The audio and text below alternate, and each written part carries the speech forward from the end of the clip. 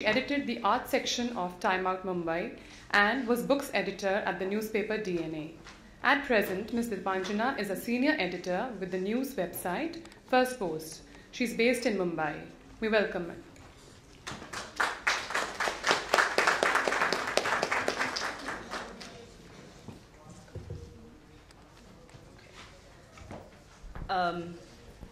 So we're just waiting to set up.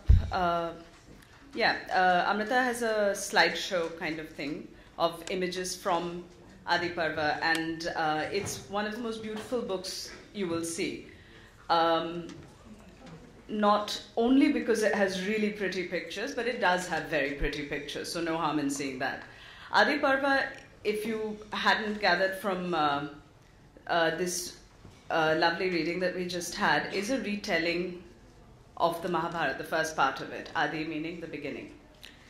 And it was when I was coming, I came to Chandigarh from Delhi, and it was when I was coming, I sort of realized how apt a book it was to select for Chandigarh's festival, because about an hour from Chandigarh is Kurukshetra. Kurukshetra being the site of the great battle which will eventually show up. But that's not all. The train was going past the station, and I was fortunate enough to have a window seat. I look outside, and there's a brick building, sort of built up, and it has Hero Clinic written on it, Mardangi ke liye. And that's perfect, because the myth is essentially a hero clinic. It's where we bring our heroes generation after generation to be revived, rejuvenated, recreated, reinterpreted. And I think the failing perhaps of the 20th century, or at least the recent 20th century as far as Indian mythology is concerned, is that we haven't revived our heroes. We flattened them out. So they're either good or they're bad. They lack nuance. They lack mischief. Whether we look at, and this is particularly true, I think, of the Mahabharata, because the Mahabharata is a pretty complicated one to begin with. No one's straightforward. But it's been told and retold because it's a story that we love so much. But in the process, we've selected one strand of an epic that is teeming with stories, literally teeming. But we've got one strand. So whether you pick up your Amar Chitra Katha, or you look at B.R. Chopra's Mahabharata with its iconic Main Samay Hu start, which I loved, by the way. But anyway, it was still a single line that was running through. The current Mahabharata that's running on Star Plus has the same problem, which is that we are looking only at the Chandravanshi story. Now, what happens when you focus on just one line is that you have less space to imagine and less to take from a story. The reason why I loved Adi Parva the moment I saw it, and I'm one of those people, I can't do too many things at the same time. So the first thing I did was I actually read the whole thing. And that's quite something, given how beautiful this book is. Because you could get stuck on any image. It's got so much density. And we'll talk, and Amruta will tell us about how she does the images, because it's fascinating. But this is not just about images. She's picked words so carefully. She's picked the tone in which she wants to tell this story so carefully. Picking tone in an epic is critical, especially a Hindu epic, because culturally, this has been passed on by oral storytelling. You heard a story. The Mahabharata, though, is the first that you read, because it was dictated, it was written down. And what is the value of, today we don't question something being written down. It's the most obvious thing for us today. But when you are a culture that actually passes knowledge on by telling someone, what does writing mean then? Writing then actually cuts you off. So then only those who can read have access to the Mahabharata. Now, how do you, but of course, I mean, nothing works like that in India. You can have these great plans, but mice and men get in the way, thank God. So we have these stories that have then been passed on, and there are sub-stories that have floated around, which sadly we're starting to forget are from the Mahabharata at all. Adi Parva reminds us that it is. And I want to actually read one bit, which is from the end. It's a page near the end of the book. And so Adi Ganga as the Sutradhar. You'll notice that the cover, it doesn't say Adi Parva by Amruta Patil, it says via.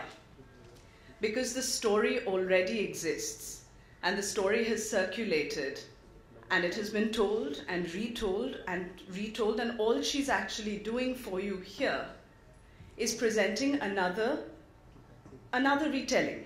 She hasn't written this, it's not by her. So somewhere near the end, there's a crowd that has gathered. Initially, everyone's like strange woman in white telling stories, weird. But the stories are fascinating enough, so they listen. And at one point near the end, somebody in the crowd says, "Tell me, mother, what have we done to deserve these stories?" And she says, "It's time for the box to be unlocked so journeymen can find what they need." Someone else in the crowd says, "But how do you keep the swine from the pearls?" And she says, "That's easy. Swine wouldn't know a pearl if it sat on their snout. And therein lies the safety device that protects the tail. I could lay bare every secret of the multiverse, but you will only hear what you are ready to understand." Our myths are like Hydra. You cut off one head, two more grow. So unfortunately though, when we have started forgetting, that possibility of the Hydra lessens. But then you have a book like this, and why it's important to have these different stories becomes evident from reading Adi Parva. Because this is a story that gathers and collects tributaries much like a river, hence Ganga being a wonderful idea as a Sutradhar. And it reminds us that the original epic, original is a dodgy word to use, but we'll go with it for now. The original epic is like the inception of storytelling. And by inception, I mean the film. Now, I don't know how many of you are familiar with the film. Thank you. But it's about a guy who can go into people's heads and place a dream. And then he can place a dream within that dream, and eventually the jury's out on whether he gets lost in there or not. I don't understand, I'm not smart enough. But anyway, the point is that it's the inception of storytelling, Mahabharata. Because what you have is, you have one story being told, within which a character will tell you another story explaining the first, which has another story within it. And all of them, shockingly enough, connect. What happens in Adi Parva is that not only do you get these different stories, but Amruta gives you a visual sense of how they come together as well. So the part that was just read out to us, you have this page in which there's all the serpents and their mother. So the mother's in the corner and all the serpents are sort of coming, there. And it's almost like it's almost like much later you have I was going to say a shot. Anyway, you have a page. You have a page in which Gandhari is crouched in the corner, and instead of 1,000 serpents, this time it's the Kauravas as little mounds of flesh that are kept in pots. Fertility was a problem in mythical India, right? Like, it's much easier now. Much easier in the Judeo-Christian concept where, you go forth and multiply. Nothing is that simple. We do not go forth. Well, we go forth, we just didn't multiply. Which is why you had Drone born in a pot, Duryodhan and clan born in many pots. Everyone's born in slightly bizarre ways. Sita coming out of the tip of a plow. I mean, the imagery there is particularly vivid. But anyway, point is that getting born was not that easy. But, so yes, so you have a visual connect. And you realize that the thousands of serpents have become now the Kauravas and their one sister. These kind of thematic repetitions, they just keep coming. And there's another point at which Amruta puts this much better than I will, so I'm going to quote her. Because I think she notices resemblances between the female characters, the way few people have. So, after talking about Shakuntala, she says, "The thread twirls and brings us to a queen of this land whose story closely mirrors Shakuntala's. Like Shakuntala, she was born of a king and an apsara. Like Shakuntala, by the Malini, she was a motherless baby left by the river Yamuna. She too was taken in by a foster father without any mother figure in the picture. Unlike Shakuntala, though, this queen was a fierce molder, not victim of fate. With her, the childlike innocence of Krita Yug started slowly giving way to the grittier Treta and Dwapar." Ooh. And then the mic died. So what you're getting with that one little paragraph is a sense of how rivers, women, maternity, paternity, all of these issues have been grappled with in story after story of just this one family's attempt to be secure, which is really what the Mahabharata is. Now, what we want our stories to do, and the reason why these myths have survived for the amount of time that they have, is that we want them to inspire us. We want them to not tell us what is right and wrong and things like that, but it tells us so much about ourselves, what we choose to remember and how we choose to remember it. Tells us about ourselves. When we are choosing to go on this sort of single unit track kind of retelling, okay, I'm going to quote another part. The worth of a tale.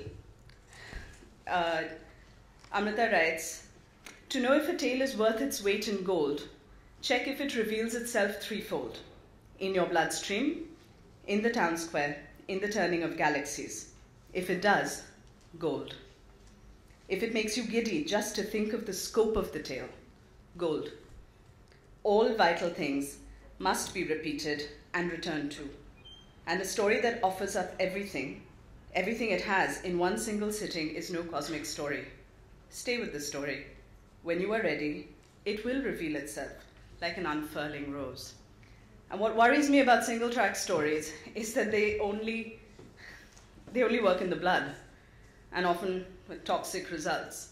Adi Parva, on the other hand, works in town squares, works in galaxies, and definitely works in the blood. So now you tell us more.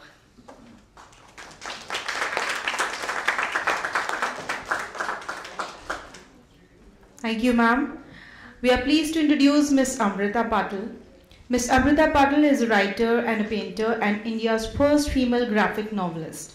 Her first graphic novel, Curry, has been translated into French and Italian and was shortlisted for Shakti Bhatt First Book Prize. Her most recent work, Adi Parva, featured in comic book historian Paul Gravitt's Best of 2012 list. The author is currently working on Adi Parva's sequel, Soptik Par. Her graphic short stories have appeared in magazines and anthologies around the world.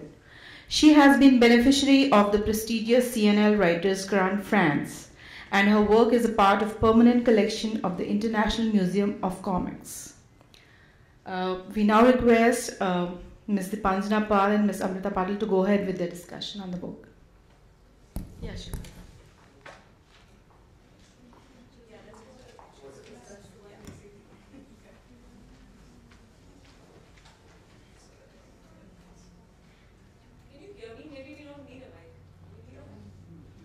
Hello.